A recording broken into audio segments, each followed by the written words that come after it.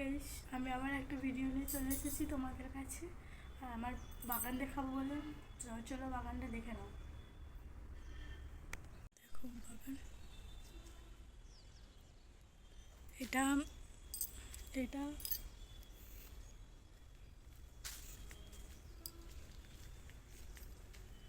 দেখো, আমি লেবু গাছের চারা নিয়ে এসেছি।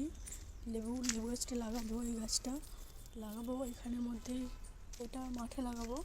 আর এই যে ক্যারি পাতার গাছ, করলা গাছ, আরও অনেক কিছু সব আছে।